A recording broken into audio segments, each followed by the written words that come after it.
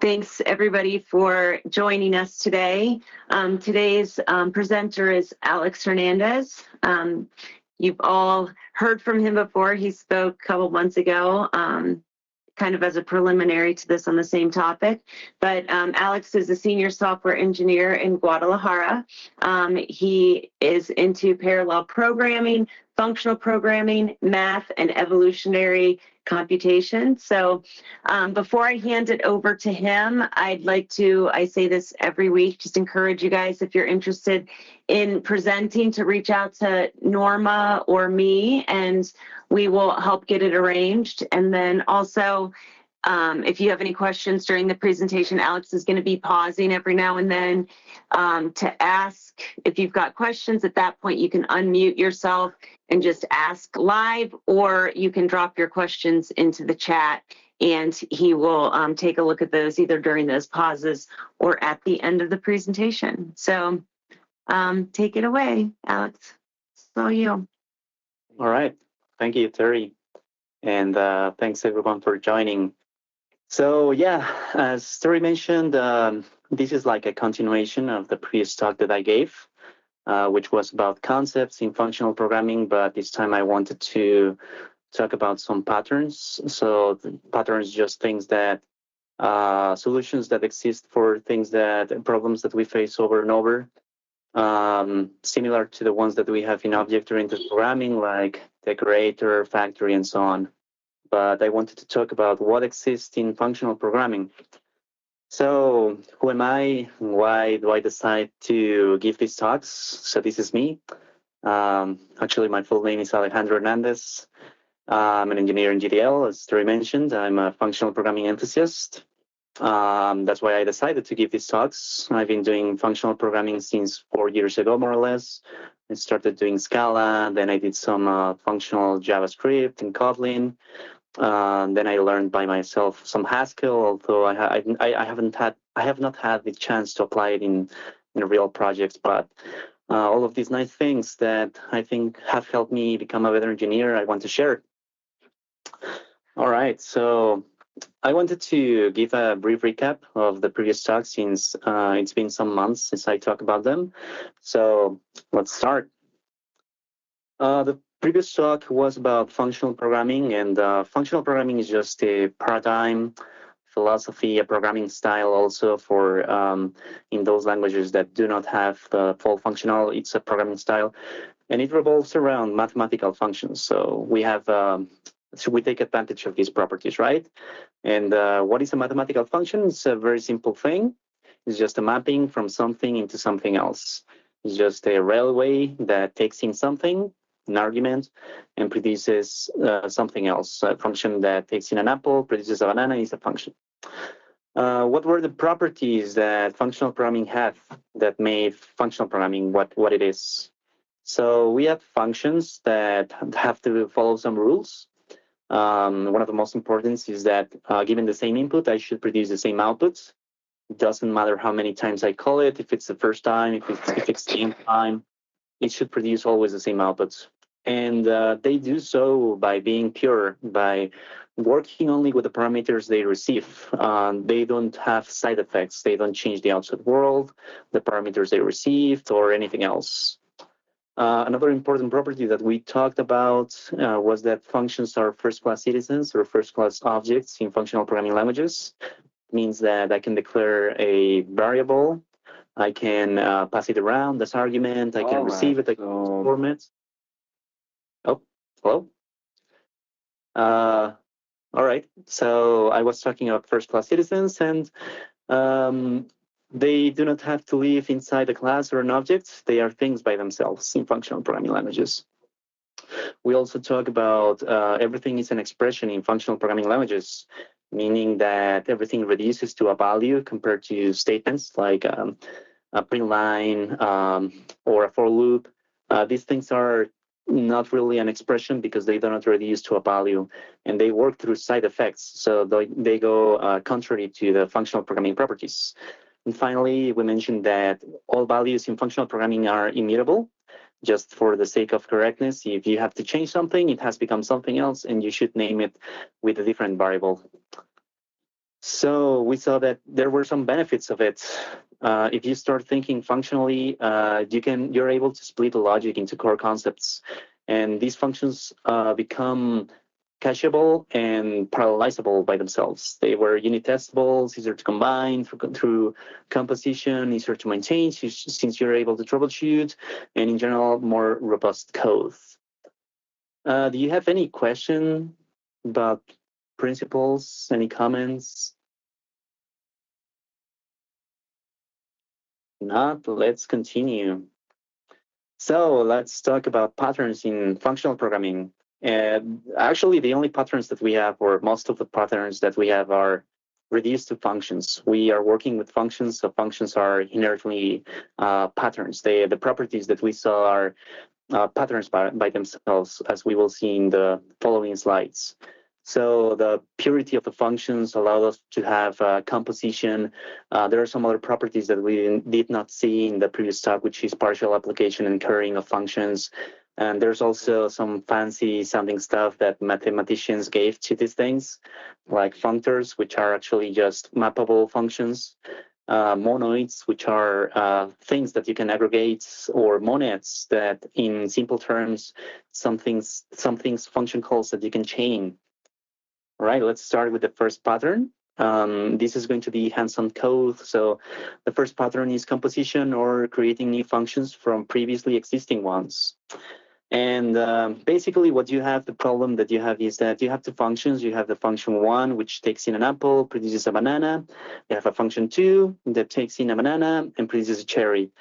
What happens if you want to a function that will take in an apple and produce a cherry? Well, you can actually code the thing, or you can use composition. The composition is just taking the output from one of them and passing it to the input of the second one. At the end, what you have is a new function that does what you want, but using function calls to the inner functions that you declared above. And you cannot really tell, whoever is using it cannot really tell that this new function was built from smaller ones. That's the nice thing. So how does it look in Java? Java, you have these function objects, which is just an interface. Using the lambda notation, you can define a function that's called times2 that multiplies an argument times 2.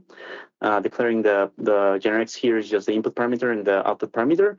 You can have another function that's called square and multiplies the argument by itself. Composition is done through two ways. The first one is with a compose method. So this function class has a compose method, receives another function. And what's going to do is apply the function in the parentheses first, and then apply the one that was calling the compose function. So in this case, I have as a result a new function that takes in the parameter, applies the squared, and then applies times 2. So 4 times 4, it's going to be 16, and 16 times 2 is going to be 34. In case this is kind of like confusing because of the order of these things, how it's called, Java also provides the and then function, which actually calls times 2 and then squared. So in this case, my function application would be called times 2 first. 4 times 2 is 8. 8 times 8 is going to be 64.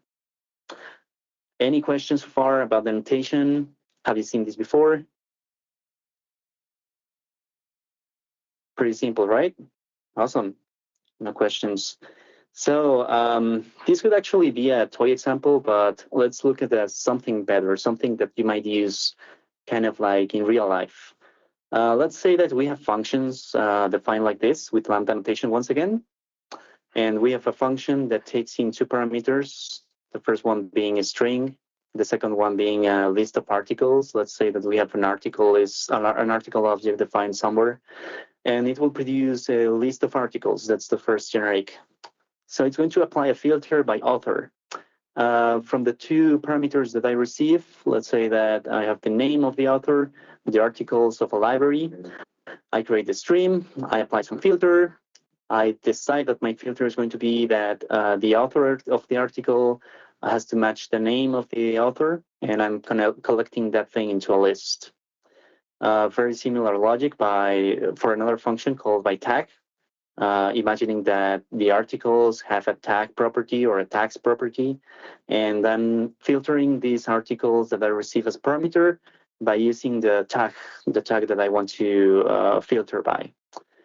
I can declare another function that's called sort articles by date that receives a list of articles, and it will return the same list but sorted by certain date, right? My lambda notation says that from this list of articles, I'm going to apply the sorted method by providing a comparator, which is going to compare the article B1 compared to the article B2, and it's going to compare the published dates, collecting into a list. And I can have another function, final one, that will take in the first element of a list, and that's it. It's very simple. I take the articles, I took the stream, and I return the find first function call. So based on that, on those functions that I just defined, we can compose and get free functionality by using this composition. So what if I want the newest article from all the articles that exist in this library? I would call the sorted articles by date, which is going to take a list of articles and produce a list of articles, and then apply the first function that I defined. So it's going to sort the articles, then return the first. I have a new function that takes in a list of articles and instead produces only one article, the newest one by date. What if I want the newest article of an author?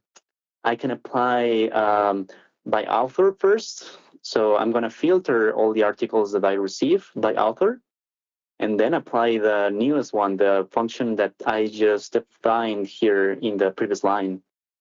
It's going to take two parameters, the author, the list of articles, and it's going to return only the newest one. Pretty cool, right? So we have free functionality by composing only these functions. We can have also the sorted articles by an author, which follows a similar logic, but instead of having the newest, it applies the sort articles by dates, and instead of producing only one article, produces a list of articles, or apply maybe by tag, which is kind of reducing the logic by author. So in this sense, composition of our functions let us stay dry. We don't repeat ourselves when we're using composition. All these new functions were built from a single line. They make sense. They were called one after another, and they produce correct results. Any question or comment about composition? Have you seen it before? Have you used it in other languages? All right. Well, actually, thank you, Alex. Remember, team, that you can add your questions directly to the chat, or you can just unmute yourself. Yeah. Actually, I was thinking about another example of a design pattern we have in object-oriented, which is the decorator. We enhance the functionality of something by decorating, by wrapping things into something else, and then returning that and using it, but with signature maybe. So composition can be used as a decorator actually for functions. I'm gonna use an example once again of a function that takes in a number. This is a long value, and produce a Boolean. And the function definition is very simple. Just take the number, take below 2. If it's equal to 0, it's an even number. Otherwise, it's not. What if I want to log the value of these things first? So what I can do is create a function that will apply the identity. It's going to return the same element that it receives, but it's going to do something beforehand, right? It's going to log something maybe. I'm going to log the value for debugging purposes. And remember that this function has the same signature. The signature of this function is going to be the same. Like if I receive an integer, it's going to return an integer. If I receive a Boolean, it's going to return a Boolean. It's just logging the value. What I can do with composition is actually define the logging function, which takes in the first argument, and then apply the isEven. and then apply the logging again. I can apply it as many times as I want. So for example, in this case, when I apply log for a value of 20, it's going to print the value, return that 20, pass it to the ECEVEN. ECEVEN is going to receive it as a log. It's going to apply this condition, return a Boolean, and then pass it to the next log, which is going to be receiving a Boolean, maybe the true or false, and then log it, and then return the Boolean value. The funny thing is that this function, the log ECEVEN, has the same signature as the isEven function. We use composition to decorate this function. All right, any question about composition?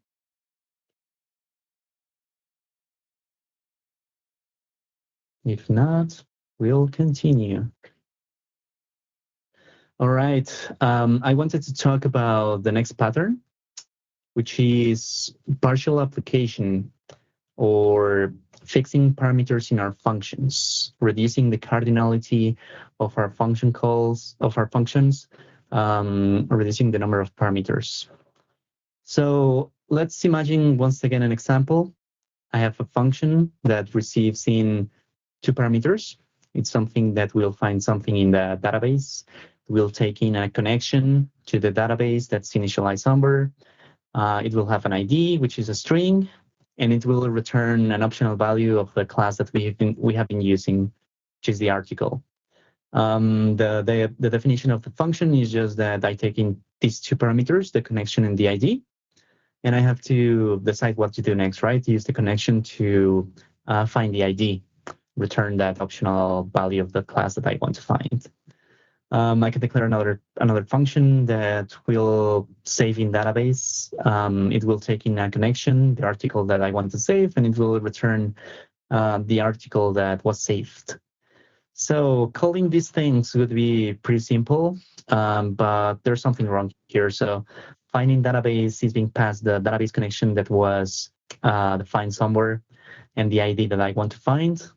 If I want to find some other ID, I have to pass the database connection once again with the new ID I want to find. If I want to create something in the database, I have to pass in the connection and then the article that I want to find, right? So there's actually something that we don't like very much, and it's code repetition. I'm passing the database connection all the time, right? This is something that in functional programming can be avoided, fixing some of the parameters for these functions, right?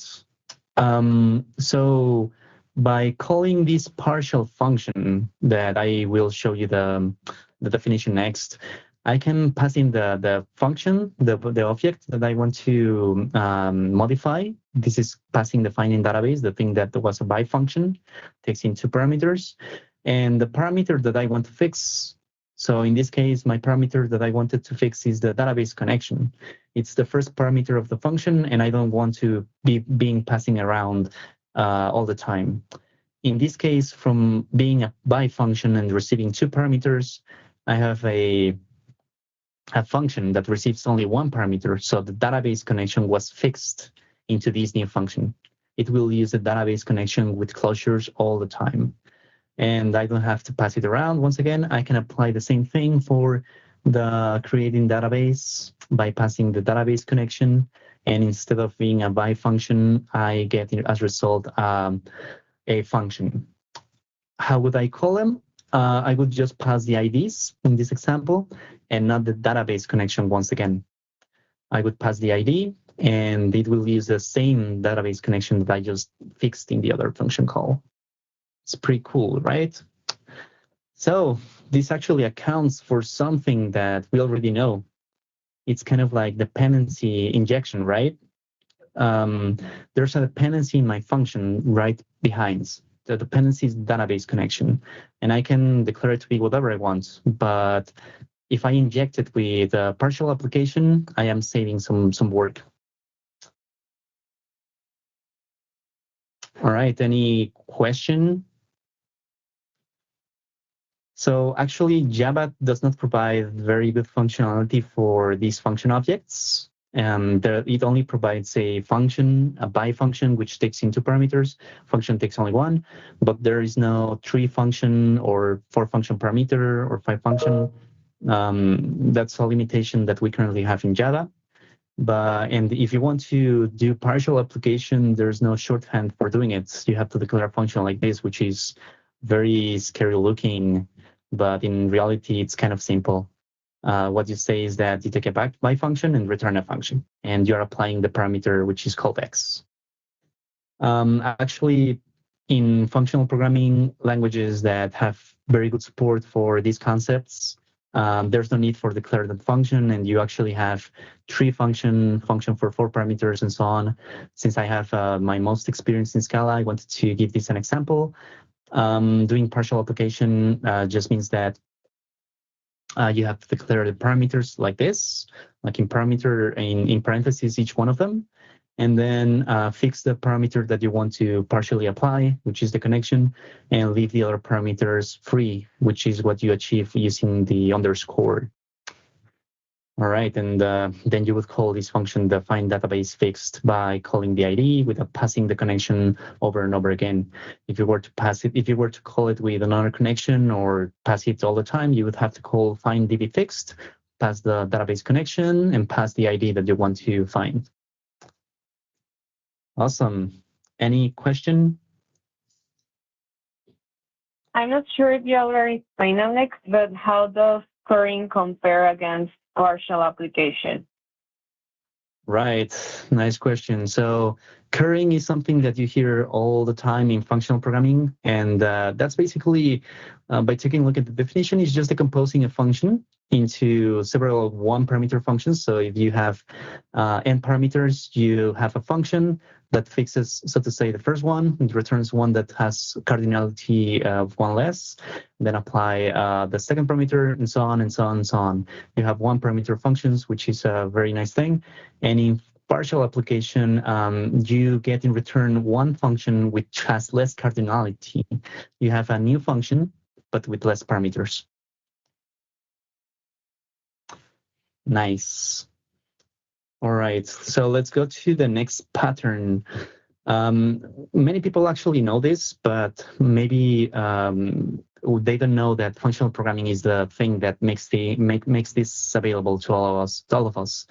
These are callbacks, or passing functionality around of what you want to happen next in your code, right?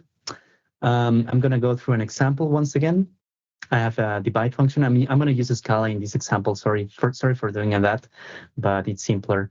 Actually, the syntax is kind of simple also. So I have a divide function, receives 2 parameters, the top and the bottom, returns a double, and just divides the numbers. But what happens if the bottom is 0? In that case, I can decide to throw an exception, right? I cannot divide by 0. Otherwise, I'm going to return the result, which is top over bottom.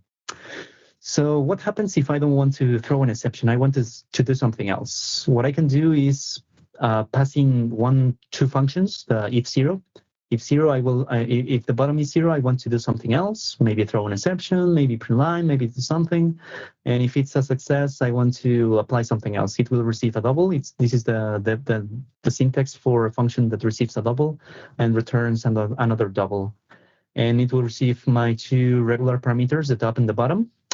So if the bottom is 0, I'm going to call that function that I was passed. And otherwise, I'm going to call the if success, passing in the result of the division, and maybe they want to do something else with the result, right? So how this thing is called? First, I have to, this is my function. I'm just putting it here for illustration purposes. But I have to declare my 2 functions. This is the syntax for function declaration in Scala. And if 0 is a function that receives no parameters, and the thing is throwing an exception, the same thing that I was doing before. And if it's a success, I take the parameter and return it as it is. I don't want to do anything. This is going to have the same functionality. But it would be a hassle to have to pass around the if 0 and if success all the time to this divide callback. What we actually can do is partially apply these 2 things. So I would call the divide callback, the thing that receives 4 parameters, fix in the 2 first parameters, which are my function callbacks, and then leave the 2 last parameters, the top and the bottom, as free parameters. And I would have a regular divide, or kind of regular divide, that has the same signature. It's 5/9. I actually can do something else. I can change the behavior of the if 0 to print line instead of throwing an exception. Maybe I want to do something else. I don't want to break the logic. I'm just going to print line, right? I partially apply once again. Then I get the regular divide, and this function would just print line if I pass in a 0. What if I want to do something else, get something else? Let's say that I want to define optionals. The things that we have in Java, in Scala are also available. These are functional programming constructs. So I have an option of double, and optional empty is called none in Scala, and the optional of, which has a value, it's called sum in Scala.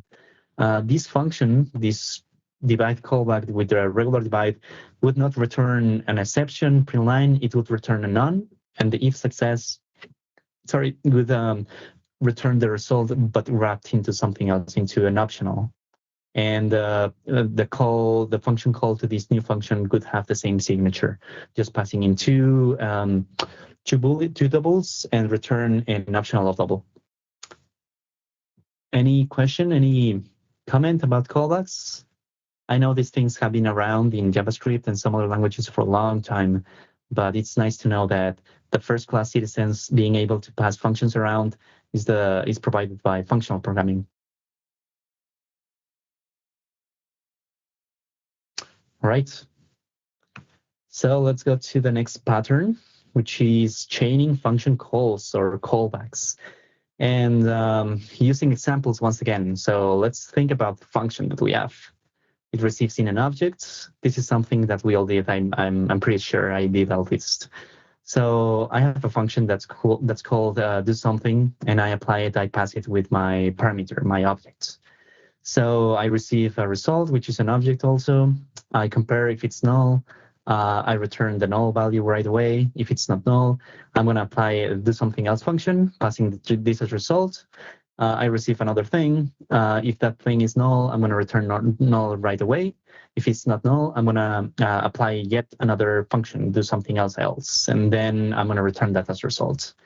This is kind of like anti-pattern. This is the pyramid of doom because of the indentation. It looks bad. It's not very nice to read. What can we do? Maybe we can wrap the things into optionals, and does that really help? So we will have optional of the result, and instead of comparing the nullity of the value, we would compare against this present, right? If the thing is present, I'm going to continue. Otherwise, I'm going to return the optional is empty. Same thing applies to the second one, but is that really what we want? We still have the pyramid of doom, the callback hell, or whatever you want to call it. The thing is that this looks bad, right? It's not easy to read, but there's actually a pattern here that we can take advantage of. And the thing is that there's a condition here. If the thing is present, or if the thing is not null, then call the function with a parameter and return that as result.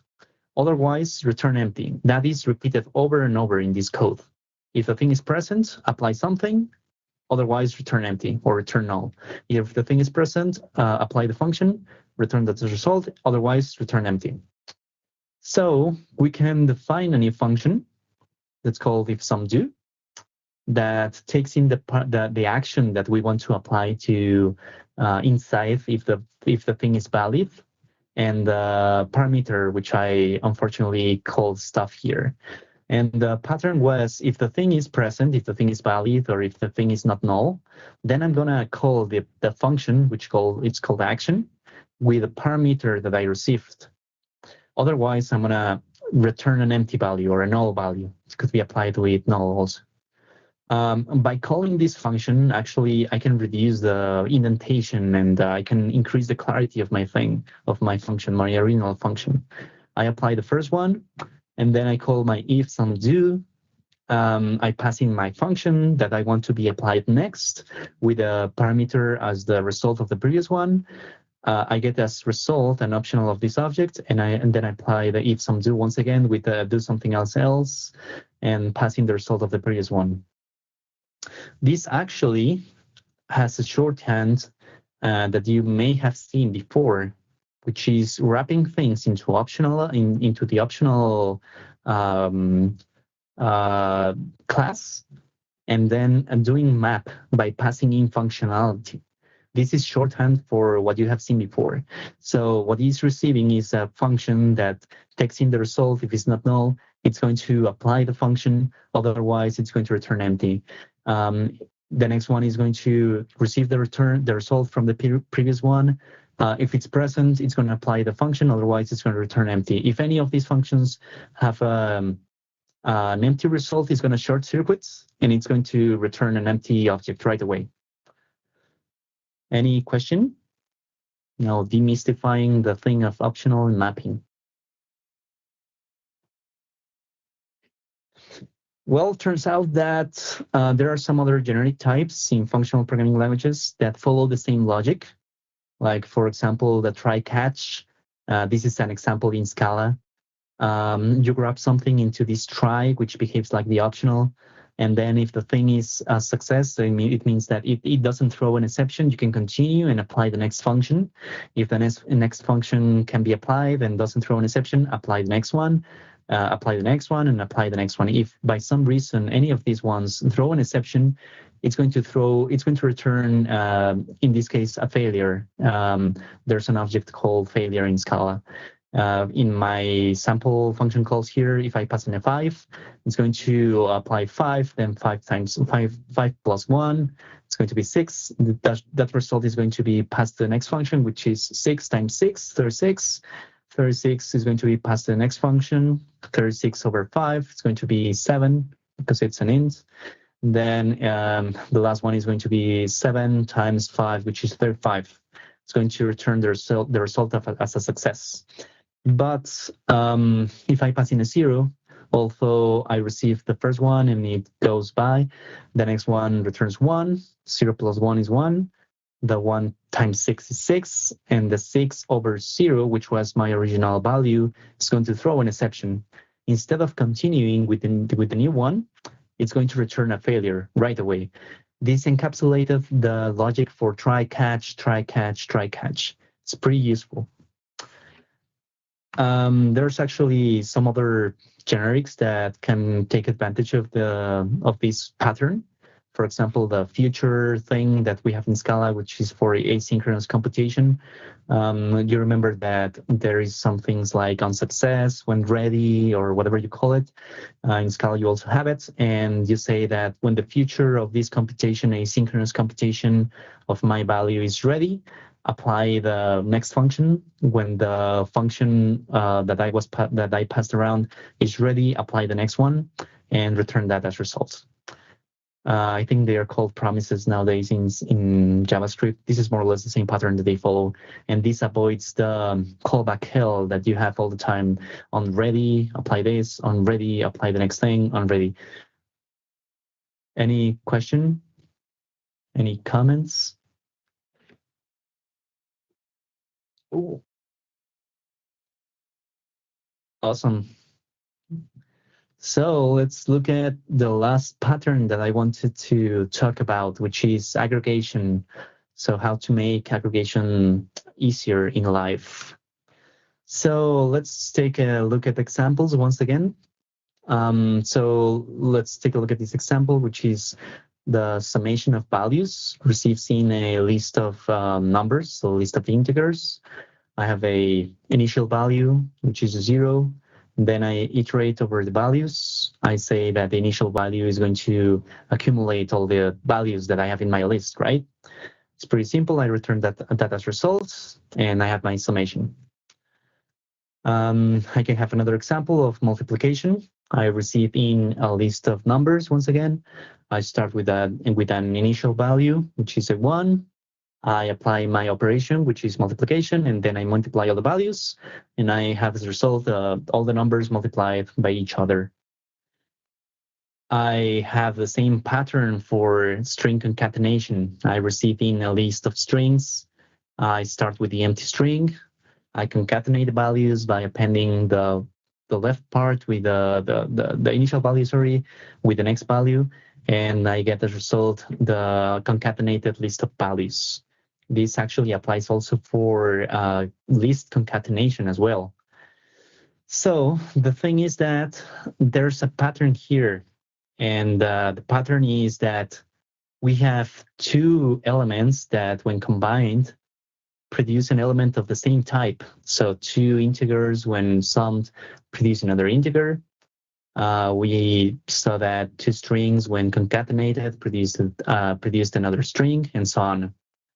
We also have an initial value that doesn't affect the result of this aggregation, which in my case of the summation was a 0, in my case of the multiplication was a 1, or in the case of the string concatenation was the empty string.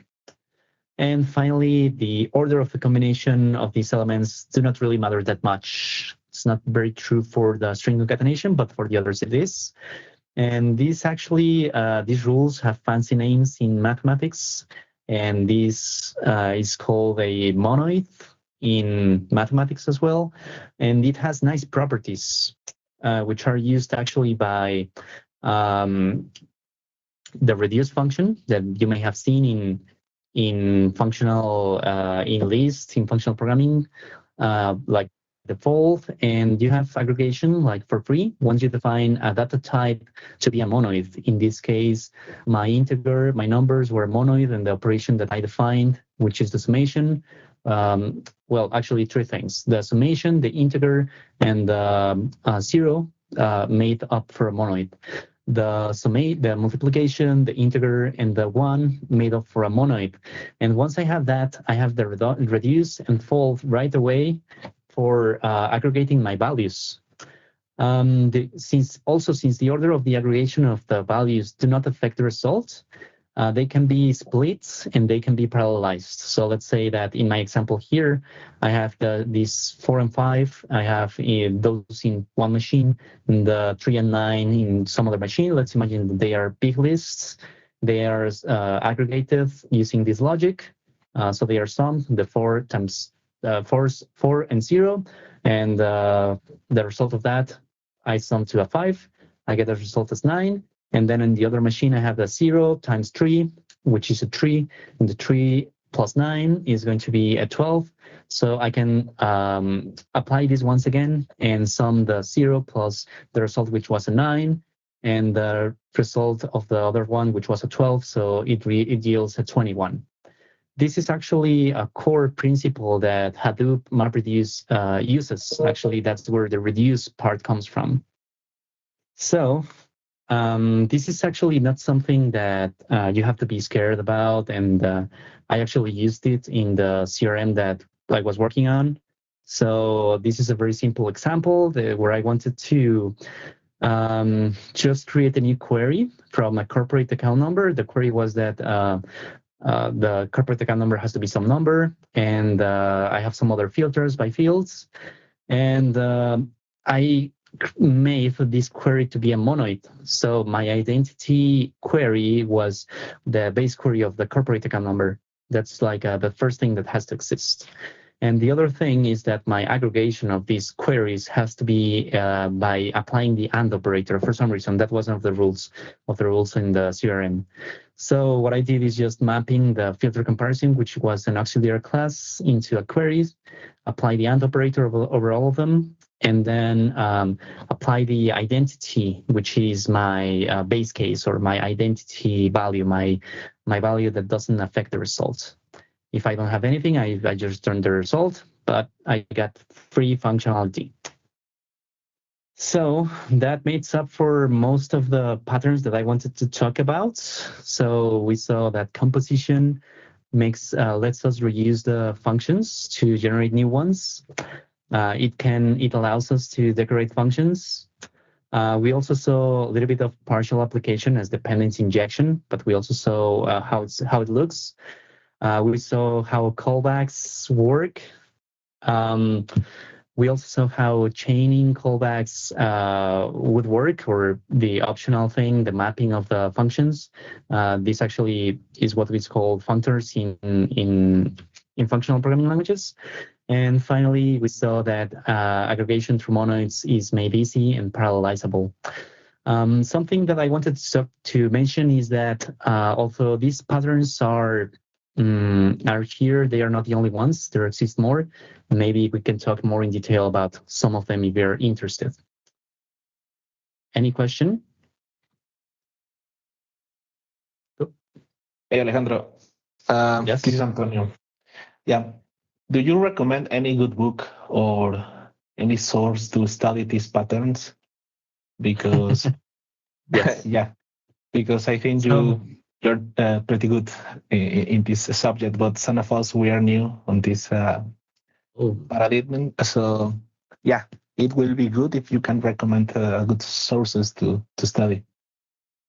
right. So I started learning this actually in Scala, but there are some good courses in Scala by the Scala's creator, Martin Odersky. These are available in YouTube if you want to take a look at them. Although it's very mathematical and not very useful for the real life, I think. If you want to take a look at something more approachable, I would say that there are some good resources that I can share.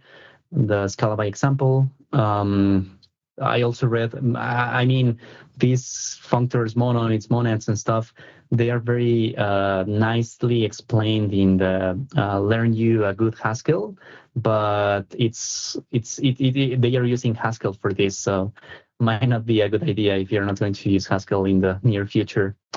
There are also some good talks from one guy.